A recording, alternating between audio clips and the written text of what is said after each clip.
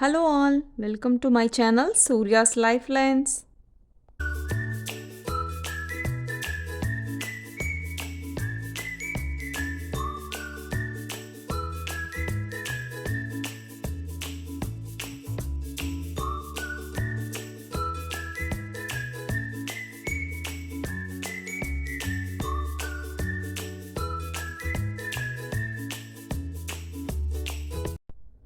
Egg சாப்பிடாத குழந்தைங்களுக்கு பன்னீர் கொடுக்கலாம்.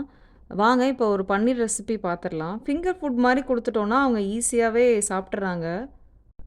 சால்ட் அண்ட் பெப்பர் போட்டுக்கிட்டு ஹோம்மேடாக நம்ம காரம் கம்மியாக பண்ண சாம்பார் தூள் இருக்குது, அது கொஞ்சம் போட்டுக்கிட்டு நல்லா மிக்ஸ் பண்ணிக்கலாம். கொஞ்சம் ஆயில் விட்டுக்கலாம். ஆயில் விட்டு நல்லா மிக்ஸ் பண்ணிவிட்டு தோசை தவாவில் பட்டர் தேய்ச்சி ஃபுட்டாக கட் பண்ணி வச்சுக்கலாம். பண்ணி எடுத்து நம்ம கொடுத்துடலாம். கிரேட்டட் பீட்ரூட் பொட்டேட்டோவோட ஸ்ப்ரவுட்ஸையும் சேர்த்து ஒரு கட்லெட் மாதிரி பண்ணி கொடுத்துருக்கேன். இது ஒரு ஹெல்தி ஈவினிங் ஸ்நாக்காகவும் கொடுத்துக்கலாம். வெஜிடபிள்ஸ் சாப்பிடாத பசங்களுக்கு இந்த மாதிரி ஃபிங்கர் ஃபுட் நம்ம கொடுத்து பழக்கிட்டோன்னா ஈஸியாகவே அவங்களா சாப்பிட்டு பழகிறதுக்கும் ஈஸியாக இருக்கும். இந்த மாதிரி மிஸ் பண்ணுவாங்க தான், கீழே எல்லாம் இறையும். ஆனாலும் பை ப்ராக்டிஸ் அவங்களா சாப்பிட்டு பழகிப்பாங்க. இப்போ இந்த கட்லெட் எப்படி செய்யலான்னு பார்க்கலாம். வேக வச்ச உருளைக்கிழங்கு பீட்ரூட்டோட கொஞ்சம் கடலை மாவு சேர்த்துக்கலாம். உப்பு, சீரகத்தூள், தேவையான மசாலா, கொஞ்சம் கரம் மசாலா கூட சேர்த்திக்கலாம். இங்கே முளை கட்டின பச்சைப்பயிறு நான் வச்சுருந்தேன், அதை கொஞ்சம் மிக்சியில் அடிச்சுக்கிட்டு மிக்ஸ் பண்ணிக்கிட்டேன். கட்லட் ஷேப்புக்கு பண்ணிவிட்டு தோசை தவாவில் பட்டர் போட்டு பாயில் பண்ணி எடுத்துக்கலாம். முட்டை சாப்பிடாத பசங்களுக்கு நம்ம முட்டையோட சத்து மாவு கலந்து ஃப்ரூட்ஸ் ஏதாவது அடித்து கலந்து கூட பேன்கேக் மாதிரி பண்ணி கொடுத்துக்கலாம்.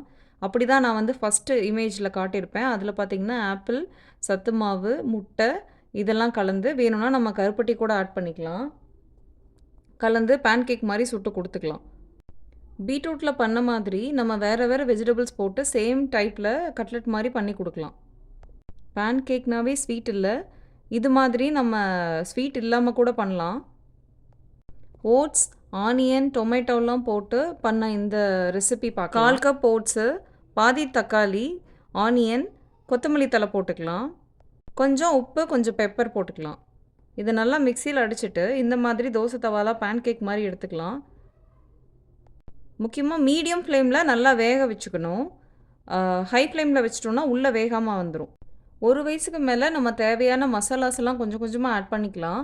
அவங்களுக்கு என்ன பிடிச்சிருக்குன்னு அந்த டேஸ்ட்டை பொறுத்து நம்ம ஆட் பண்ணிக்கலாம். சீரகத்தூள், கரம் மசாலா தூள் அந்த மாதிரியெல்லாம். ஸோ நல்லா வெந்து வந்ததுக்கப்புறம் எடுத்துக்கலாம். ஆற வச்சு கட் பண்ணி பசங்களுக்கு ஃபிங்கர் ஃபுட் மாதிரி கொடுத்துக்கலாம். எக் ஸ்மெல்லே பிடிக்காத என் பேபி இந்த மாதிரி ட்ரை பண்ணவும் கொஞ்சம் சாப்பிட்டாங்க. ரெசிபி பார்க்கலாம். எக் ஆம்லேட்டுக்கு என்னென்ன போடுவோமோ எல்லாமே போட்டுக்கிட்டு கொஞ்சம் கரம் மசாலா, இஞ்சி பூண்டு பேஸ்ட்டு, கொத்தமல்லி தழை, கருவேப்பிலை இது மாதிரி வெட்டி போட்டுக்கிட்டு அதை பணியாரக்கல்லில் சுட்டு எடுத்துட்டு கொடுத்துட்டோம். வேறு வேறு டெக்ஸ்சரில் சாப்பிட்டா கூட அவங்களுக்கு பிடிக்குது. நெக்ஸ்ட்டு அயன் ரிச் ஃபுட் பார்க்கலாம். அதுக்கு சிகப்பு அவல் எடுத்திருக்கேன். நம்ம நட்ஸ் சேர்த்துக்கிறதுக்கு முன்னாடி பசங்களுக்கு நட்ஸ் அலர்ஜி இருக்கான்னு செக் பண்ணிக்கணும், தனித்தனியாக கொடுத்து. 2 பேரிச்சம்பழம், 2 முந்திரி, துருவன பாதாம் இருக்குது, அதையும் நான் சேர்த்துட்டு சூடான பாலில் ஊற வச்சுக்கிறேன். அதுக்கப்புறம் சிகப்பு அவல் எடுத்துகிட்டு நல்லா வாஷ் பண்ணிக்கோங்க. 4-5 வாட்டி வாஷ் பண்ணிக்கோங்க. பண்ணப்புறம் அதில் நல்லா சுட வச்ச தண்ணியை போட்டு ஒரு 10 to 15 மினிட்ஸ் ஊறட்டும். எல்லாமே ஊறி வந்ததுக்கப்புறம் ஒரு 15 நிமிஷம் கழித்து எல்லாத்தையும் நல்லா அரைச்சிக்கலாம். இது கண்டிப்பாக எல்லா குழந்தைங்களுக்கும் பிடிக்கும். நம்ம நட்ஸ் பவுடர் செஞ்சு வச்சுட்டு கூட இந்த மாதிரி பண்ணுற எல்லா ஐட்டத்துக்கும் நம்ம நட்ஸ் பவுடரை மிக்ஸ் பண்ணி கொடுக்கலாம். நட்ஸ், பேரிச்சம்பழம், சிகப்பு அவல்னு இது ரொம்ப ஹெல்த்தியான ஃபுட்டுங்க. கண்டிப்பாக ட்ரை பண்ணி பாருங்கள். ஒரு பாத்திரத்தை அடுப்பில் வச்சுட்டு நம்ம அரைச்ச மிக்ஸை போட்டுக்கலாம்.